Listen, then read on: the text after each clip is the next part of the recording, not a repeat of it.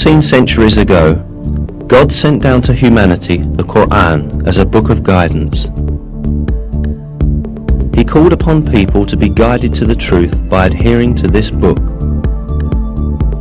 Since the day of its revelation to the day of resurrection, this last divine book will remain the sole guide for humanity.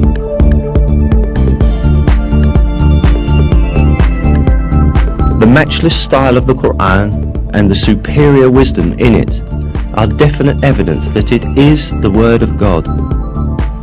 In addition, the Quran has many miraculous attributes proving that it is a revelation from God.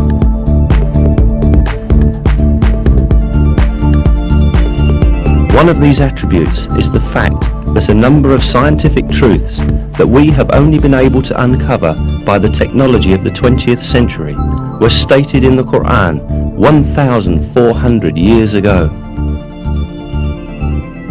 Of course, the Quran is not a book of science. However, many scientific facts that are expressed in an extremely concise and profound manner in its verses have only been discovered with the technology of the 20th century. These facts could not have been known at the time of the Quran's revelation, and this is still more proof that the Quran is the Word of God.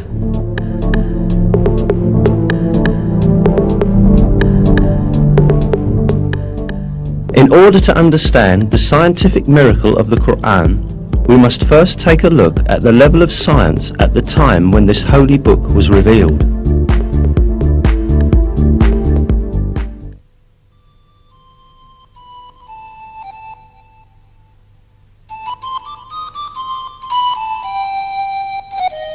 In the 7th century, when the Quran was revealed, Arab society had many superstitious and groundless beliefs where scientific issues were concerned.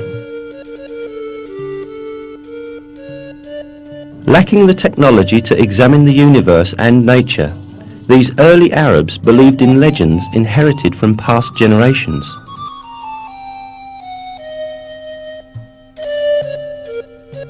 They supposed, for example, that mountains supported the sky above. They believed that the world was flat and that there were high mountains at both its ends. It was thought that these mountains were pillars that kept the vault of heaven high above.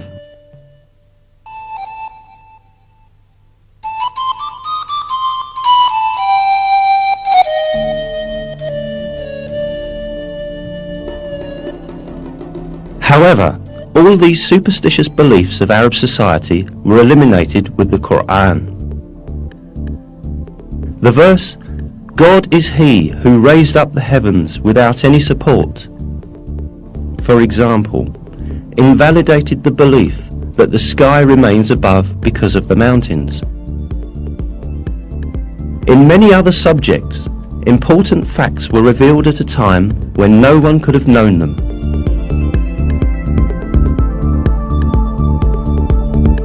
The Quran, which was revealed at a time when people knew very little about astronomy, physics, or biology, contains key facts on a variety of subjects such as the creation of the universe, the creation of the human being, the structure of the atmosphere, and the delicate balances that make life on Earth possible. Let us now take a look at some of the scientific truths revealed in the Quran.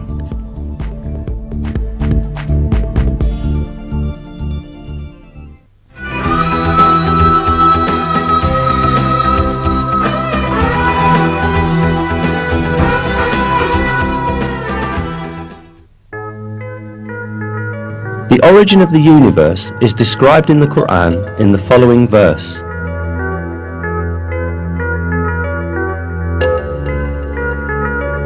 He is the originator of the heavens and the earth.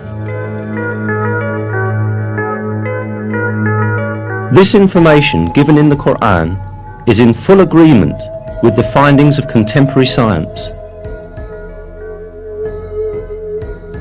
The conclusion that astrophysics has reached today is that the entire universe, together with the dimensions of matter and time, came into existence as a result of a great explosion that occurred in no time.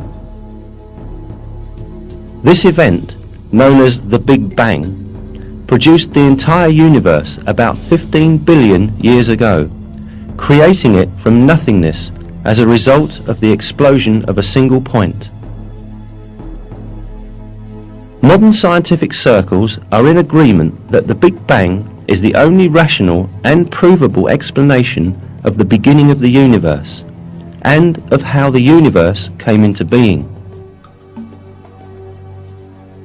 Before the Big Bang, there was no such thing as matter. From a condition of non-existence in which neither matter nor energy nor even time existed, and which can only be defined metaphysically, matter, energy and time were all created.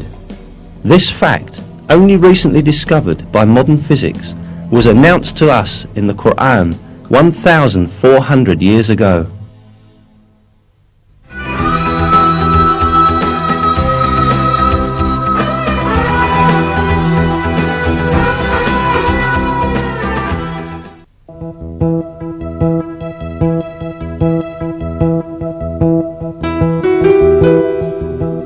In the Quran, which was revealed 14 centuries ago, at a time when the science of astronomy was still primitive, the expansion of the universe was described like this.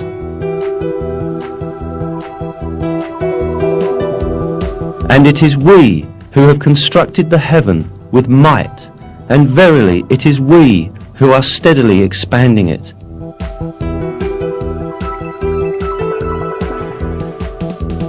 The word heaven, as stated in this verse, is used in various places in the Quran with the meaning of space and universe.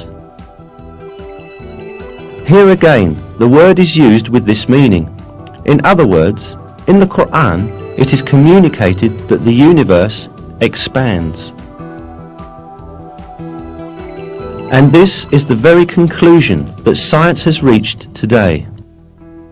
Until the dawn of the 20th century, the only view prevailing in the world of science was that the universe has a constant nature, and it has existed since infinite time.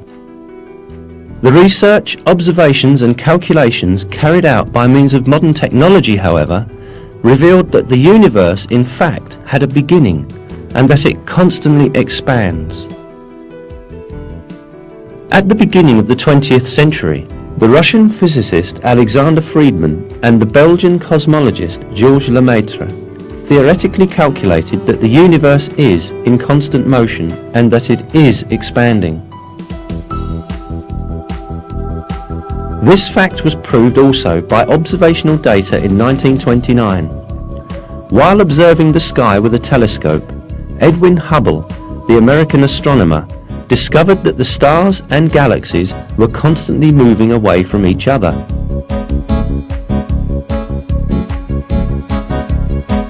A universe where everything constantly moves away from each other implied a constantly expanding universe. The observations carried out in the following years verified that the universe constantly expands. This fact was explained in the Quran when it was yet unknown by anyone. This is because the Quran is the word of God, the Creator, and the ruler of the entire universe.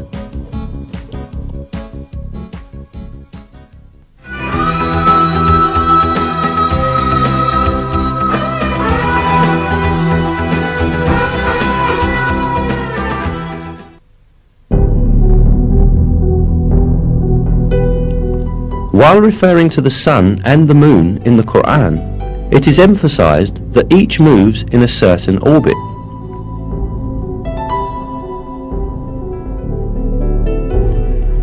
It is He who created the night and the day, and the sun and the moon. They swim along, each in an orbit.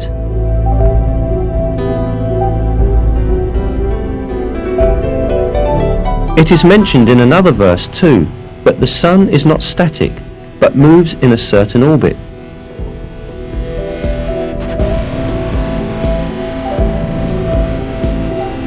And the sun runs to its resting place. That is the decree of the Almighty, the All-Knowing.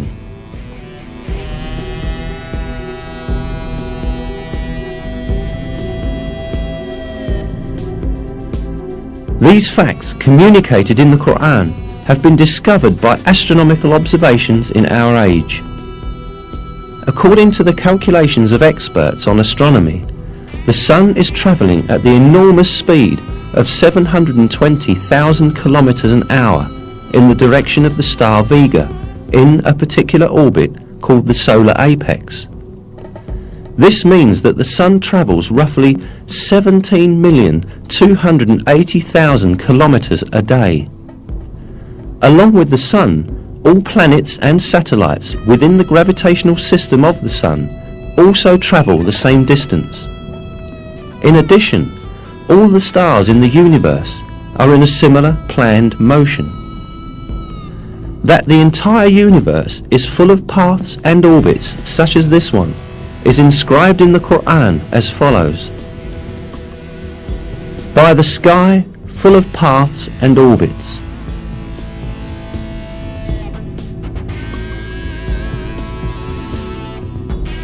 There are about 200 billion galaxies in the universe, consisting of nearly 200 billion stars in each.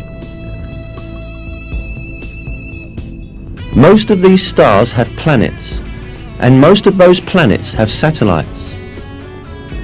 All of these heavenly bodies move in very precisely computed orbits. For millions of years, each has been swimming along in its own orbit in perfect harmony and order with all the others. Moreover, many comets also move along in the orbits determined for them.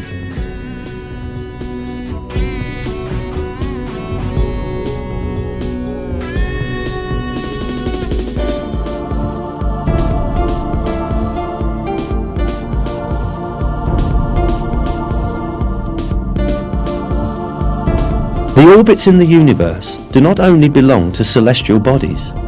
The galaxies also travel at enormous speeds in computed, planned orbits.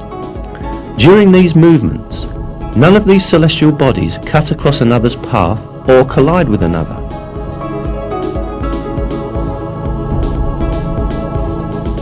Indeed, it has been observed that some galaxies pass through each other with none of their components touching each other. Surely, at the time the Quran was revealed, humankind did not possess today's telescopes or advanced observation technologies to observe space in a range of millions of kilometers, nor the modern knowledge of physics or astronomy. Therefore, at that time, it was not possible to determine scientifically that space is full of paths and orbits, as stated in the verse. However, this was openly declared to us in the Quran that was revealed at that time, because the Quran is the Word of God.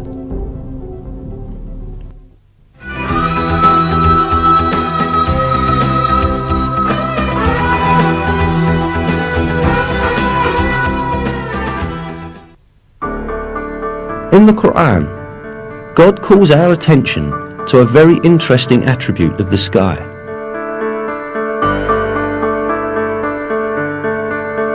We made the sky a preserved and protected roof, yet still they turn away from our signs.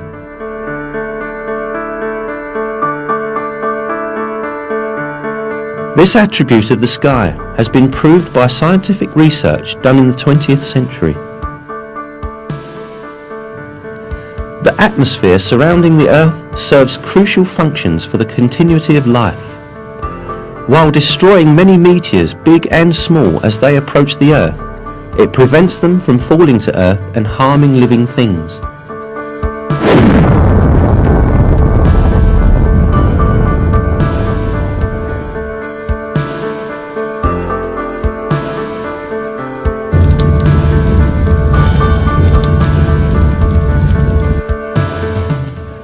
In addition, the atmosphere filters the light rays coming from space that are harmful to living beings. Interestingly, the atmosphere lets only harmless and useful rays, visible light, near ultraviolet light, and radio waves pass through. All of this radiation is vital for life. Near ultraviolet rays, which are only partially let in by the atmosphere, are very important for the photosynthesis of plants and for the survival of all living beings. The majority of the intensive ultraviolet rays emitted from the sun are filtered out by the ozone layer of the atmosphere, and only a limited and essential part of the ultraviolet spectrum reaches the Earth.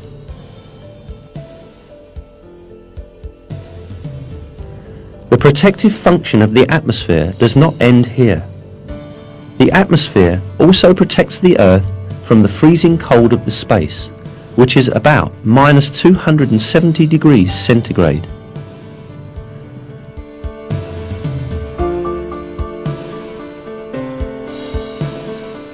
It is not only the atmosphere that protects the Earth from harmful effects. In addition to the atmosphere, the Van Allen belt, a layer caused by the magnetic field of the Earth, also serves as a shield against the harmful radiation that threatens our planet.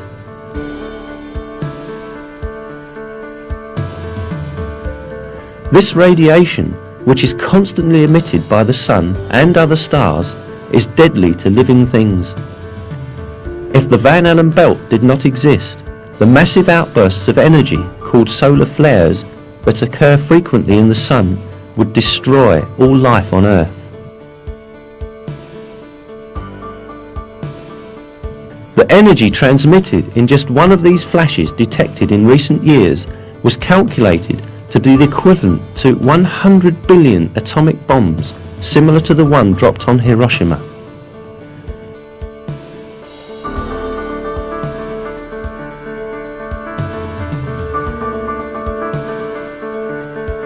"58 hours after the flash, it was observed that the magnetic needles of compasses displayed unusual movement, and 250 kilometers above the Earth's atmosphere, the temperature suddenly increased to 2,500 degrees Celsius. In short, a perfect system is at work high above the Earth. It surrounds our world and protects it against external threats.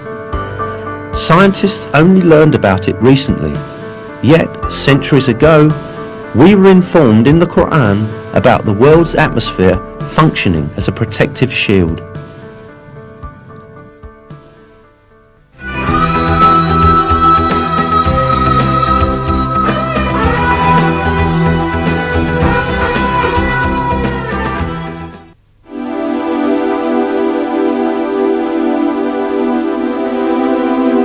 The 11th verse of Surat At-Tariq in the Quran refers to the returning function of the sky.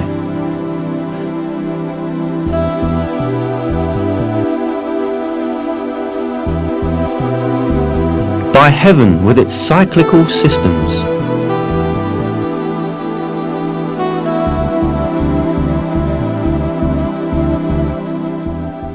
This word, interpreted as cyclical in Quran translations, also has meanings of sending back or returning. As known, the atmosphere surrounding the Earth consists of many layers. Each layer serves an important purpose for life's benefit. Research has revealed that these layers have the function of turning the materials or rays they are exposed to back into space or back down to Earth. Now let us examine with a few examples this recycling function of the layers encircling the Earth. The troposphere, 13 to 15 kilometers above the Earth, enables water vapor rising from the surface to be condensed and turned back down to the Earth as rain. The ozone layer, at an altitude of 25 kilometers, reflects harmful radiation and ultraviolet light coming from space and turns both back into space. The ionosphere reflects radio waves broadcast from the Earth back down to different parts of the world, just like a passive communications satellite, and thus makes wireless communication, radio and television broadcasting possible over long distances. The fact that this property of the sky's layers, which could only be scientifically discovered recently, was declared centuries ago in the Quran. once again demonstrates that the Quran is the Word of God.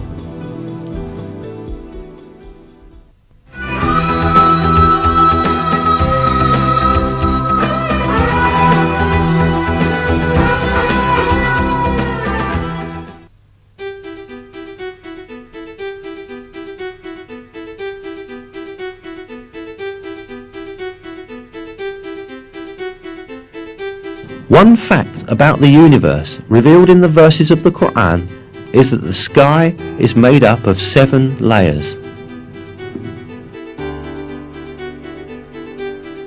It is He who created everything on the earth for you and then directed His attention up to heaven and arranged it into 7 regular heavens. He has knowledge of all things. Then He turned to heaven when it was smoke. In 2 days He determined them as 7 heavens and revealed in every heaven its own mandate.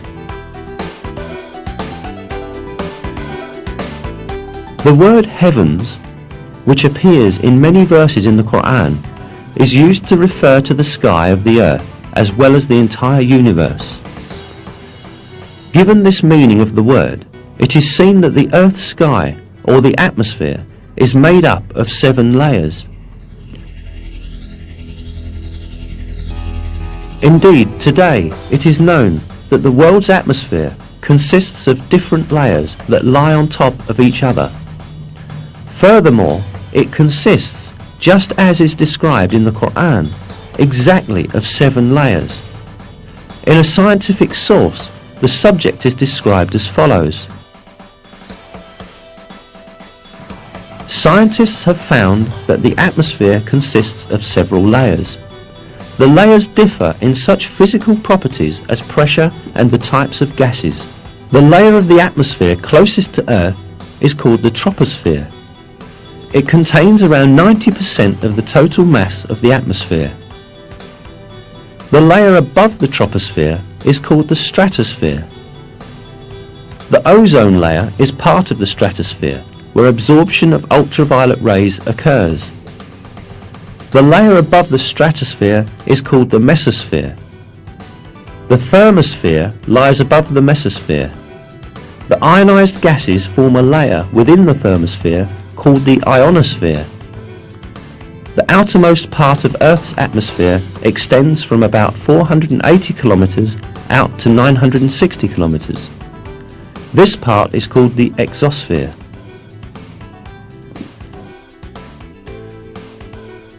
If we count the number of layers cited in this source, we see that the atmosphere consists of exactly 7 layers, just as stated in the verse. It is a great miracle that these facts, which could not possibly be discovered without the technology of the 20th century, were explicitly stated by the Quran 1,400 years ago.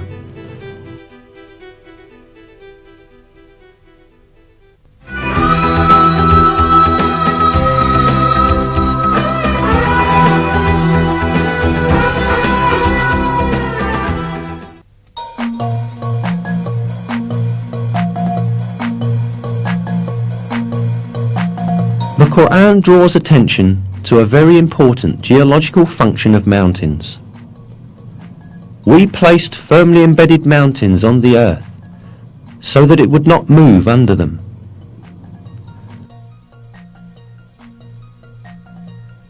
As noticed, it is stated in the verse that the mountains have the function of preventing shocks on the earth.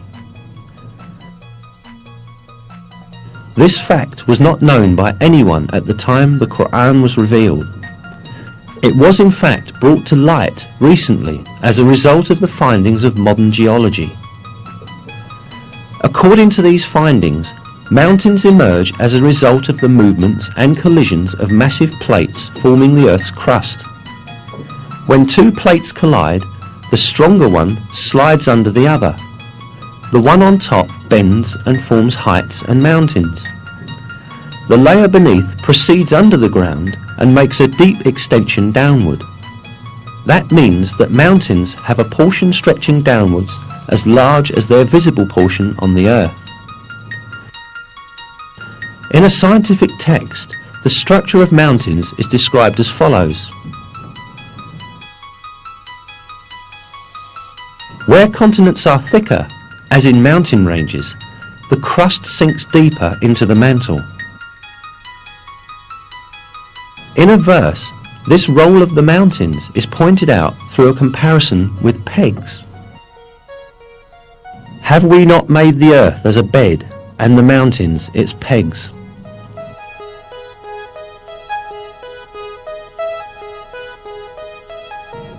Mountains, in other words, clench the plates in the earth's crust together by extending above and beneath the earth's surface at the conjunction points of these plates. In this way, they fix the earth's crust and prevent it from drifting over the magma stratum or among its plates.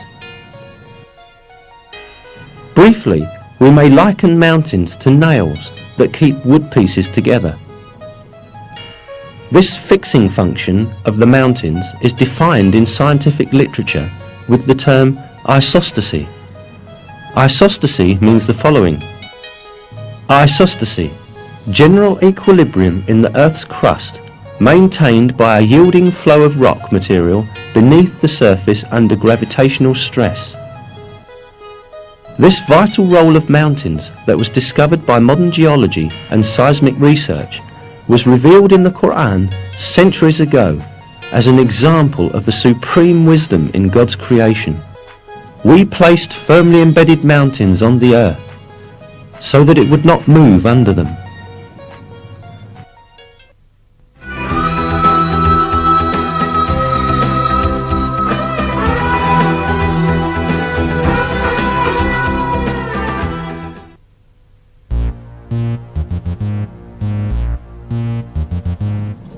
In one of the verses, we are informed that the mountains are not motionless as they seem, but they are in constant motion.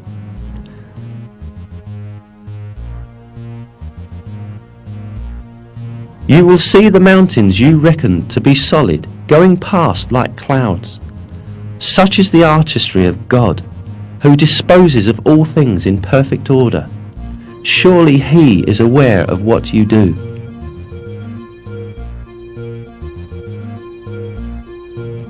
This motion of the mountains is caused by the movement of the Earth's crust that they are located on. The Earth's crust sort of floats over the mantle layer, which is denser. It was at the beginning of the 20th century when, for the first time in history, a German scientist by the name of Alfred Wegener proposed that the continents of the Earth had been attached together at the initial phases of the world, but then drifted in different directions and thus separated as they moved away from each other.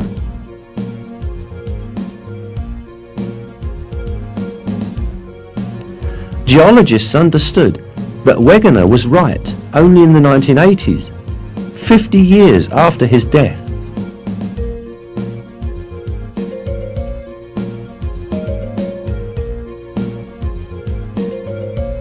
Discovered as a result of the geological research carried out at the beginning of the 20th century, this movement of the Earth's crust is explained by scientists as follows. The crust and the uppermost part of the mantle, with a thickness of about 100 kilometers, are divided into segments called plates. There are 6 major plates and several small ones. According to the theory called plate tectonics, these plates move about on Earth, carrying continents and ocean floor with them. Continental motion has been measured at from 1 to 5 centimeters per year. As the plates continue to move about, this will produce a slow change in Earth's geography. Each year, for instance, the Atlantic Ocean becomes slightly wider. There is a very important point to be stated here. God has referred to the motion of mountains as a drifting action in the verse. Today, modern scientists also use the term continental drift for this motion. Unquestionably, it is one of the miracles of the Quran that this scientific fact, which has been recently discovered by science, was announced in the Quran.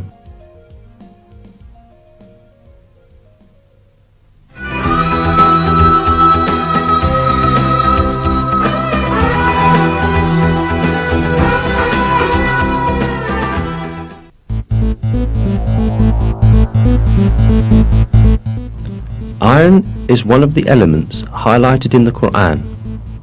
In Surat Al-Hadid, meaning iron, we are informed,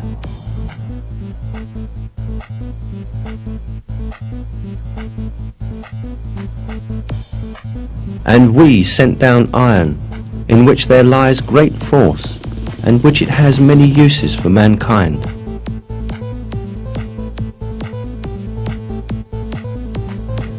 The word "sent down," particularly used for iron in the verse, could be thought of having a metaphorical meaning to explain that iron is given to the service of people.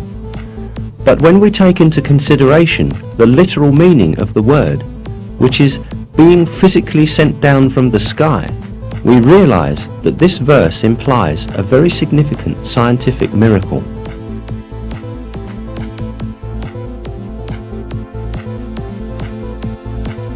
This is because modern astronomical findings have disclosed that the metal of iron found in our world has come down from giant stars in outer space. The heavy metals in the universe are produced in the nucleus of big stars. Our solar system, however, does not have a suitable structure to produce iron on its own. Iron can only be produced in much bigger stars than the Sun, where the temperature reaches a few 100 million degrees. When the amount of iron exceeds a certain level in a star, the star can no longer bear it, and eventually it explodes in what is called a nova or a supernova. As a result of this explosion, meteors containing iron are scattered around the universe, and they move through the void until attracted by the gravitational force of a celestial body. All this shows that the metal iron did not form on the Earth, but was carried from exploding stars in space via meteors and was sent down to Earth, exactly the same way as stated in the verse. It is clear that this fact could not have been scientifically known in the 7th century, when the Quran was revealed.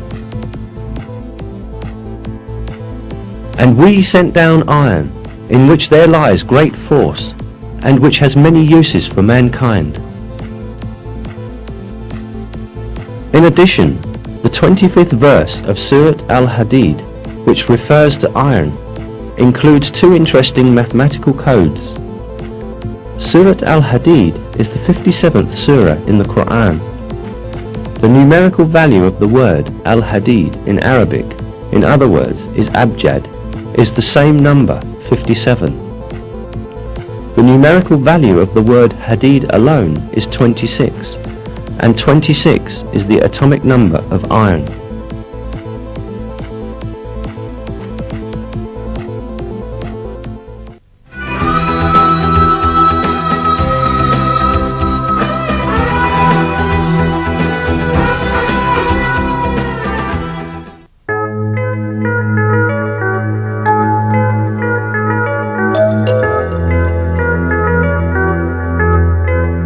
In a verse of the Quran, the fecundating characteristic of the winds and the formation of rain as a result are mentioned. "And we sent the fecundating winds, then caused water to descend from the sky, therewith providing you with water in abundance."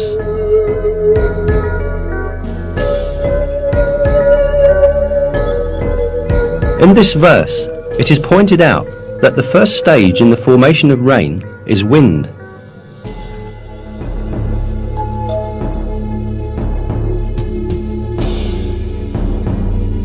Until the beginning of the 20th century, the only relationship between the wind and the rain that was known was the wind's driving clouds. However, modern meteorological findings have demonstrated the fecundating role of the winds in the formation of rain. This fecundating function of the wind works in the following way. On the surface of oceans and seas, countless air bubbles form because of the foaming action. The moment these bubbles burst, thousands of tiny particles with a diameter 1/100th of a millimetre are thrown into the air. These particles, known as aerosols, mix with dust carried from land by winds and are carried to upper layers of the atmosphere. These particles, carried to higher altitudes by winds, come in contact with water vapour up there. Water vapour condenses around these particles and turns into water droplets. These water droplets first come together and form clouds, and then fall on the earth in the form of rain.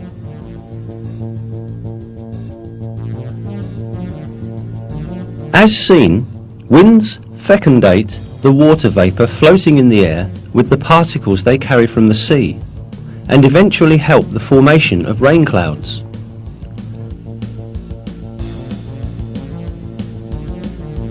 If winds did not possess this property, water droplets in the higher atmosphere would never form, and there would be no such thing as rain.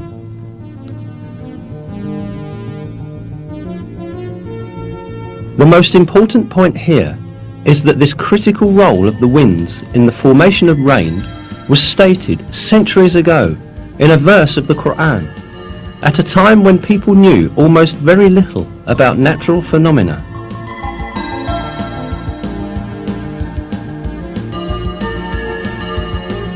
Another fact given in the Quran about rain is that it is sent down on earth in due measure. This is mentioned in Surat Az-Zukhruf as follows: "It is He who sends down water in due measure from the sky, by which we bring a dead land back to life. That is how you too will be raised from the dead." This measure in rain has again been discovered by modern research. It is estimated that in 1 second, approximately 16 million tons of water evaporate from the earth. This figure amounts to 513 trillion tons of water in 1 year. This number is equal to the amount of rain that falls on the earth in 1 year. This means that water continuously circulates in a balanced cycle according to a measure.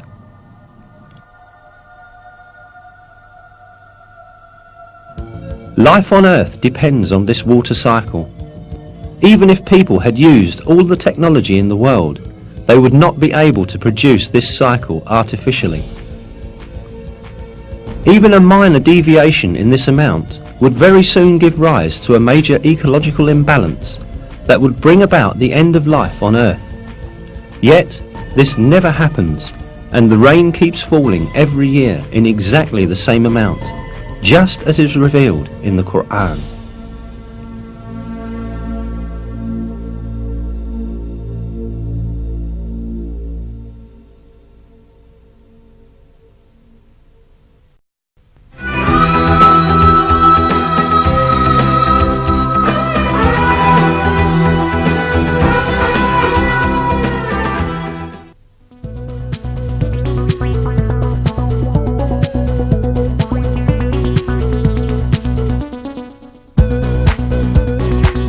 One of the properties of seas that was very recently discovered is related in a verse of the Quran as follows: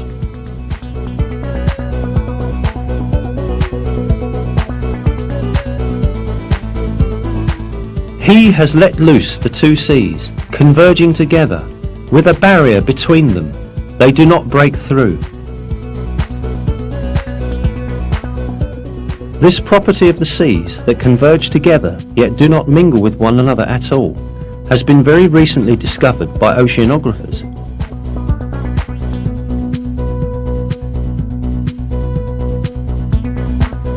Because of a physical force called the surface tension, the waters of neighbouring seas do not mix.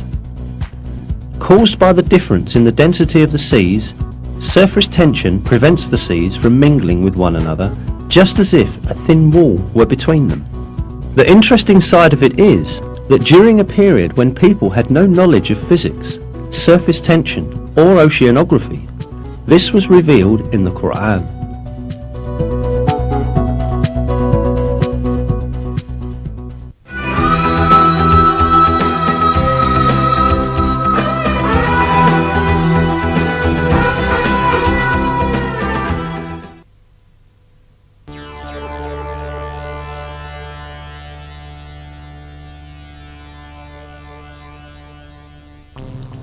Until fairly recently, it was thought that a baby's sex was determined by the mother's cells. Or at least, it was believed that the sex was determined by the male and female cells together. But we are given a different kind of information in the Quran, where it is stated that masculinity or femininity is created out of the sperm poured forth into the womb. That he created pairs, male and female, out of a drop of sperm, as it is poured forth. The improving disciplines of genetics and molecular biology have scientifically validated the accuracy of this information given by the Quran. And what we see. It is now understood that sex is determined by sperm cells coming from the male, and that the female has no role in this process. Chromosomes are the main elements in determining sex. 2 of the 46 chromosomes that determine the structure of a human being are identified as the sex chromosomes. These 2 chromosomes are called XY in males and XX in females because the shapes of the chromosomes resemble these letters.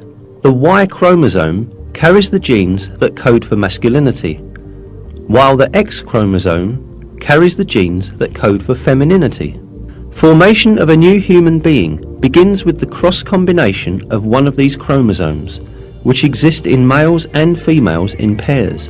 In females, both components of the sex cell, which divides into 2 during ovulation, carry X chromosomes. The sex cell of a male, on the other hand, produces 2 different kinds of sperm, one that contains X chromosomes and the other Y chromosomes. If an X chromosome from the female unites with a sperm that contains an X chromosome, then the baby is female.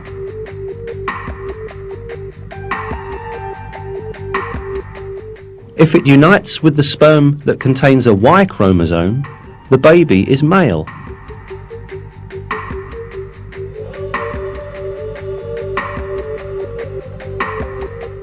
In other words, a baby's sex is determined by which chromosome from the male unites with the female's ovum.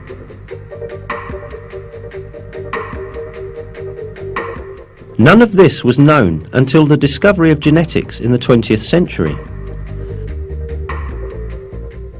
Indeed, in many cultures, it was believed that a baby's sex was determined by the female's body. That was why women were blamed when they gave birth to girls.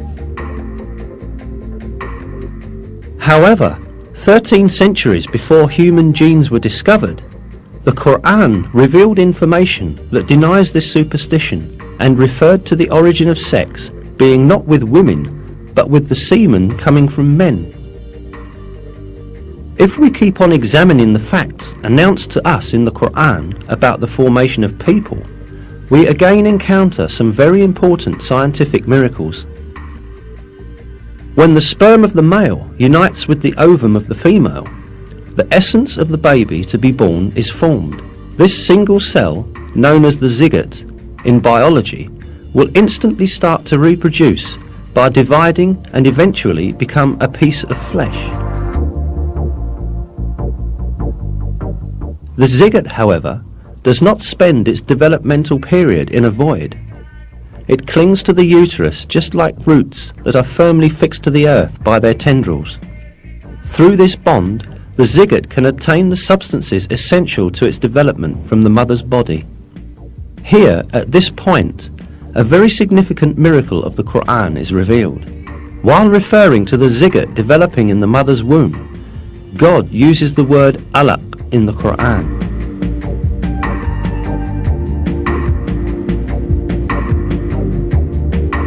Recite, in the name of your Lord, who created man from alaq. Recite, and your Lord is the most generous.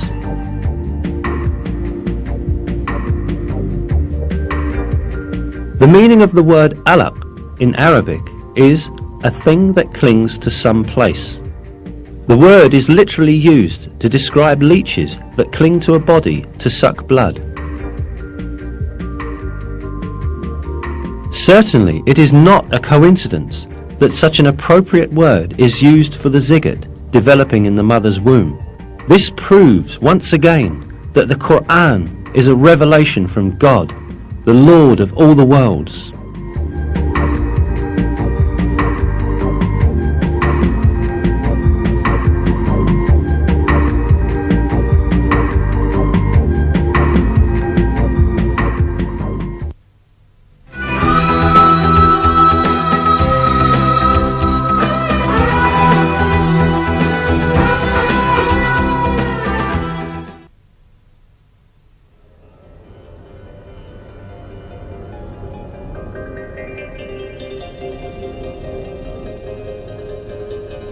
While it is told in the Quran that it is easy for God to bring man to life after death, the fingerprint of man is particularly emphasized.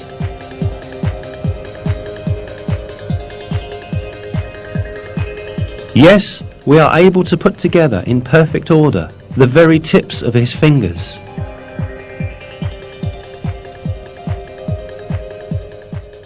The emphasis on fingerprints has a very special meaning. This is because everyone's fingerprint is unique to himself. Every person who is alive or who has ever lived in this world has a set of unique fingerprints. That is why fingerprints are accepted as a very important identity card, exclusive to its owner and used for this purpose around the world. But what is important is that this feature of the fingerprint was only discovered in the late 19th century. Before then, people regarded fingerprints as ordinary curves without any specific importance or meaning. However, in the Quran, God points to the fingertips, which did not attract anyone's attention at that time, and calls our attention to their importance, an importance that could only be understood in our age.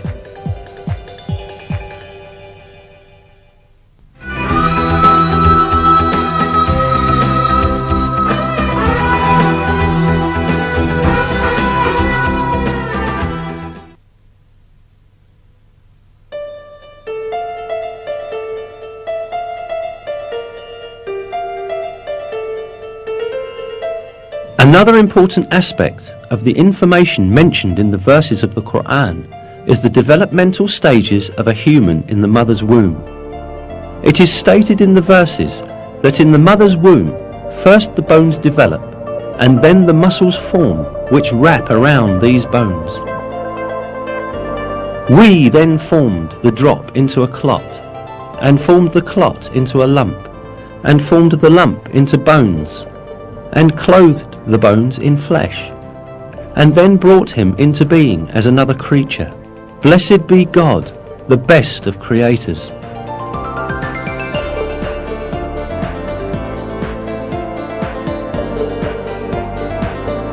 Embryology is a branch of science that studies the development of embryos in the mother's womb.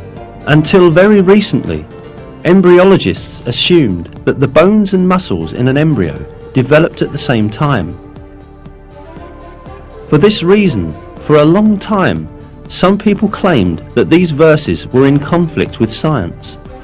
Yet, advanced microscopic research conducted by virtue of new technological developments has revealed that the revelation of the Quran is word by word correct. These examinations at the microscopic level showed that the development inside the mother's womb takes place in just the way it is described in the verses. First, the cartilage tissue of the embryo ossifies. Then, muscular cells that are selected from among the tissue around the bones come together and wrap around these bones. This event is described in a scientific publication with the following words. During the 7th week, the skeleton begins to spread throughout the body, and the bones take their familiar shapes. At the end of the 7th week, and during the 8th week, the muscles take their positions around the bone forms.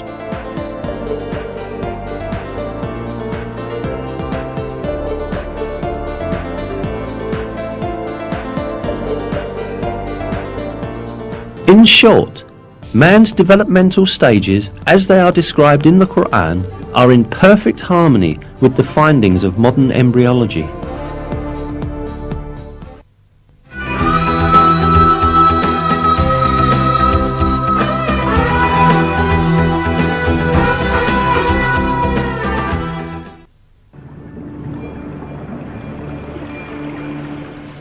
In the Quran, it is related that man is created in a 3-stage process in the mother's womb.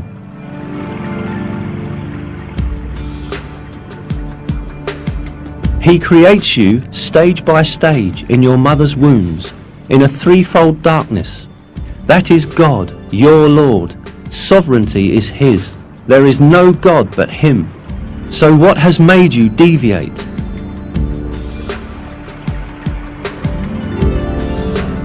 As will be understood, it is pointed out in this verse that a human being is created in the mother's womb in 3 distinct stages. Indeed, modern biology has revealed that the baby's embryological development takes place in 3 distinct regions in the mother's womb. Today, in all of the embryological textbooks studied in the faculties of medicine, this subject is taken as an element of basic knowledge. For instance, in Basic Human Embryology, a fundamental reference text in the field of embryology, this fact is stated as follows. The life in the uterus has 3 stages: pre-embryonic, first 2.5 weeks, embryonic, until the end of the 8th week, and fetal, from the 8th week to labour. These phases refer to the different developmental stages of a baby. Information on the development in the mother's womb became available only after observations done with modern devices.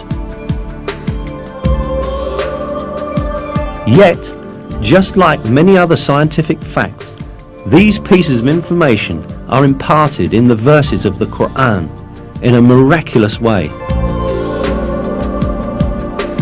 The fact that such detailed and accurate information was given in the Quran at a time when people had scarce information on medical matters is clear evidence that the Quran is not the word of man, but the word of God.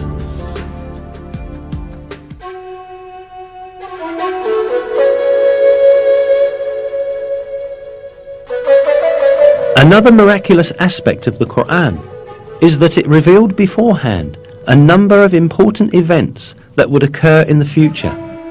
The 27th verse of Surat Al-Fath, for example, gave the believers glad tidings that they would conquer Mecca, which was then under the occupation of pagans.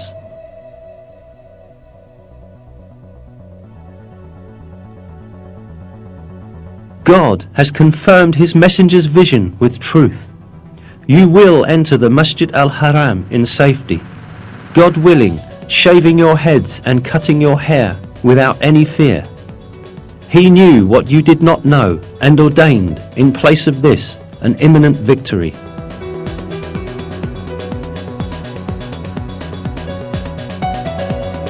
In close consideration, the verse is seen to announce yet another victory that will take place before the victory of Mecca. Indeed, as stated in the verse, the believers first conquered the Kaaba fortress, which was under the control of the Jews, and then entered Mecca.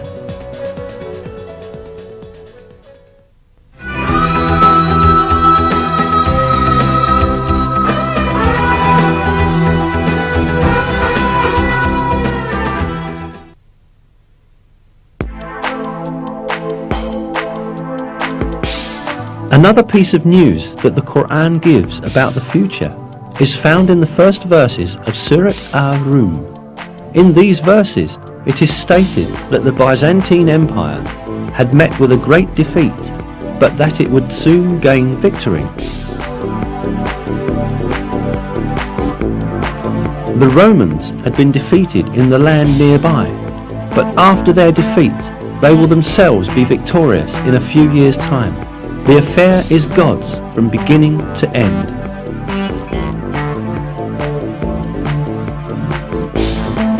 These verses were revealed around 620 CE, almost 7 years after the severe defeat of Christian Byzantium at the hands of the Persians, when the Byzantines lost Jerusalem. Yet it was related in the verses that Byzantium would shortly be victorious. In fact, Byzantium had then suffered such heavy losses that it seemed impossible for it even to maintain its existence, let alone be victorious again. Not only the Persians, but also Avars, Slavs and Lombards posed serious threats to the Byzantine Empire. The Avars had come as far as the walls of Constantinople. The Byzantine Emperor Heraclius had ordered the gold and silver in churches to be melted and turned into money in order to meet the expenses of the army. Many governors had revolted against Emperor Heraclius, and the empire was on the point of collapse. Mesopotamia, Cilicia, Syria, Palestine, Egypt and Armenia, which earlier belonged to Byzantium, were invaded by the idolater Persians. In short, everyone was expecting the Byzantine Empire to be destroyed. But right at that moment, the first verses of Surat Ar-Rum were revealed, announcing that Byzantium would gain triumph in a few years' time. Around 7 years after the revelation of the first verses of Surat Ar-Rum, in December 627 CE, a decisive battle between Byzantium and Persian Empire was fought at Nineveh, and this time the Byzantine army surprisingly defeated the Persians. A few months later, the Persians had to make an agreement with Byzantium, which obligated them to return the territories they had taken from them. At the end, the victory of the Romans, proclaimed by God in the Quran, miraculously came true. Another miracle revealed in these verses is the announcement of a geographical fact that could not be discovered by anyone in that period. In the third verse of Surat Ar-Rum, we are informed that the Romans had been defeated in the lowest region of the earth. This expression, Edna el-Ard in Arabic, is interpreted as a nearby place in many translations.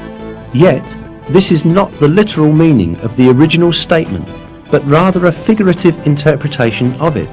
The word Edna in Arabic is derived from the word Deni, which means low, and Ard, which means world. Therefore, the expression Edna el-Ard means the lowest place on the earth. Most interestingly, crucial stages of the war fought between the Byzantine Empire and the Persians, when the Byzantines were defeated and lost Jerusalem, had really taken place at the lowest point on earth. This specified region is the basin of the Dead Sea, which is situated at the intersection point of the lands belonging to Syria, Palestine and Jordan. The Dead Sea, lying at 395 meters below sea level, is the lowest region of the earth. This means that the Byzantines were defeated at the lowest part of the world, just as is stated in the verse.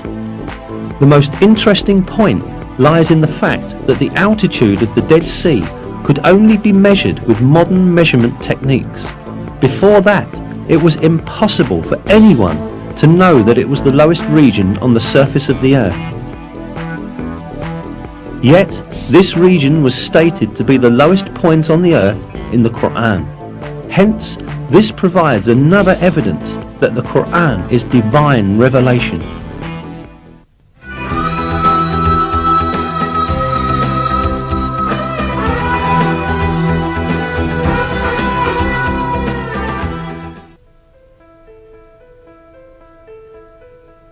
Apart from the miraculous characteristic of the Quran, which we have looked into so far, it also has a mathematical miracle. An example of this is the numbers of repetitions of some words in the Quran. Some related words are surprisingly repeated the same number of times. Below are such words and the numbers of their repetitions in the Quran. The word day is repeated 365 times in singular form, while its plural and dual forms, days, together are repeated 30 times. The number of repetitions of the word moon is 12.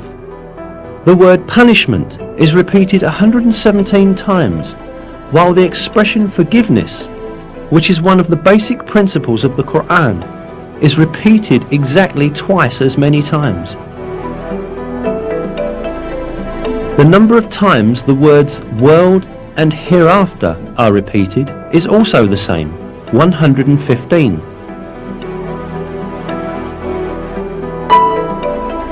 The statement of 7 heavens is repeated 7 times. The creation of the heavens is also repeated 7 times. The word faith, iman, without genitive, is repeated 25 times throughout the Quran, as is also the word infidelity or covering over the truth, kufr. The word zakah is repeated 32 times, while the number of repetitions of the word blessing is also 32. The expression the truly virtuous is used 6 times, but libertine is used half as much, i.e. 3 times. Human being is used 65 times. The sum of the number of mentions of the stages of man's creation is the same.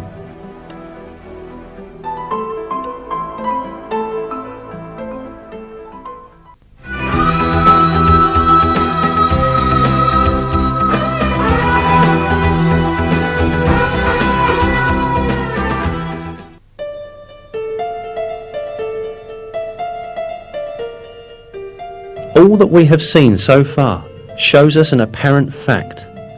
The Quran is such a book that all the news related in it has proved to be true, and facts that no one could ever have known at that time were announced in its verses.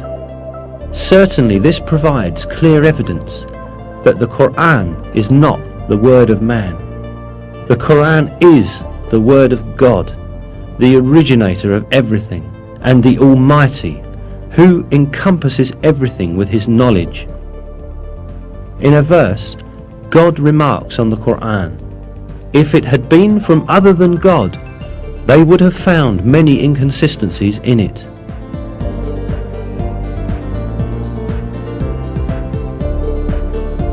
Not only are there no inconsistencies in the Quran, every piece of information it contains reveals the miracle of this divine book more and more each day.